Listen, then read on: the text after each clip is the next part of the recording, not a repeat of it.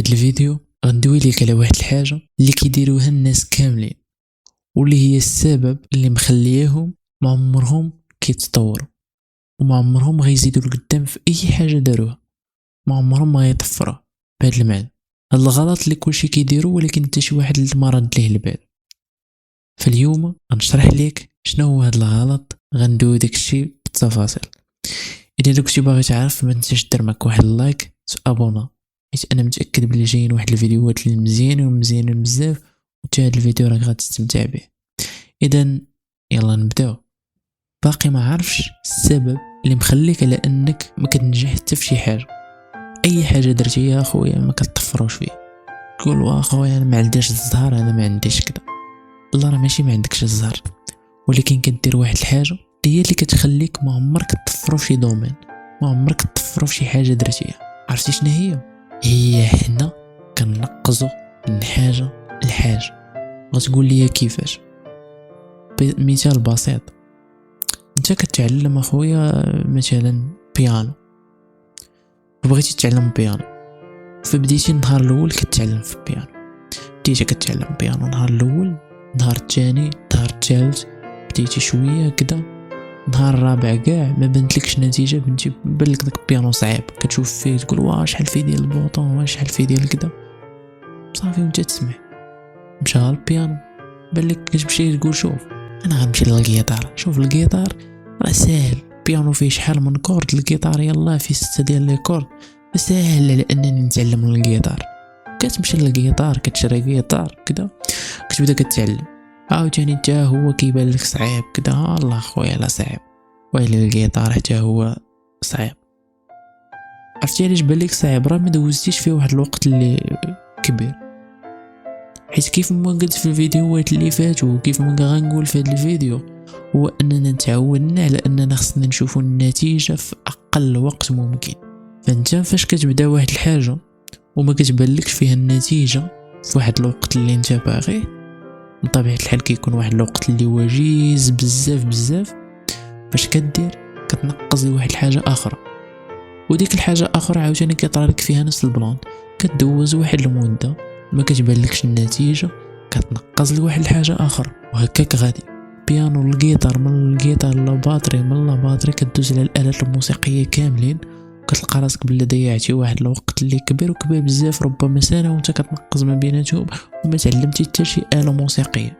علاش؟ حيت حتى شي آلة ما عطيتيها وقتها، حيت ربما ديك العام ضيعتي مثلا كنقز من وحده لوحده، كنت شديتي غير البيانو اللي بديتي فيه في الاول ولا الجيتار، وخديتي داك الوقت ضيعتي غير في ديك الجيتار، غتشدها الجيتار فراه والله انت غتعلم ليه وغتولي ناضي فيه. ولكن حيت انت بقيتي كتنقز من الجيتار للبيانو من كذا، اول حاجه عقلك ما غيستوعبش داكشي كامل، ثاني حاجه انت باغي النتيجه في واحد الوقت اللي قصير بزاف، وبالتالي ما عمرك غتطفر في داكشي اللي غدير.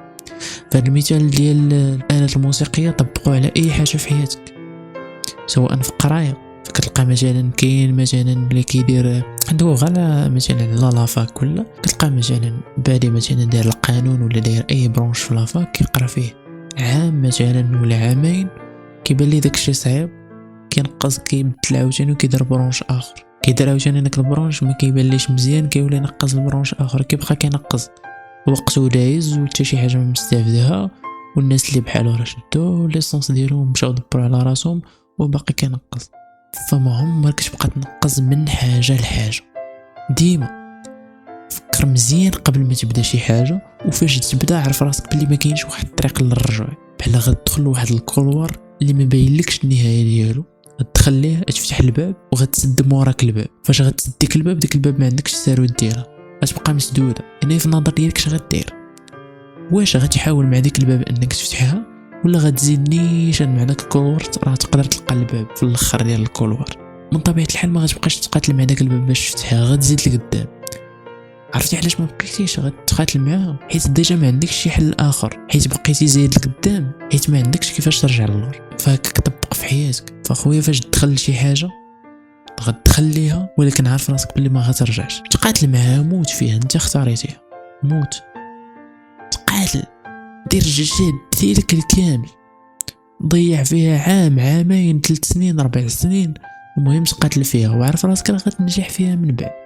علاش؟ حيت عطيتيها الوقت المناسب، عطيتي فيها الطاقه ديالك، وفي نفس الوقت ما نقصتيش شي حاجه اخرى وبقيت مركز على حاجه وحده. حيت راه دائما الا بغيتي تحترف شي حاجه خصك ديرها ديما وما ديرش شي حاجه اخرى من غيرها. فالله يرضي عليكم تجنبوا ليا التنقاز من حاجه لحاجه.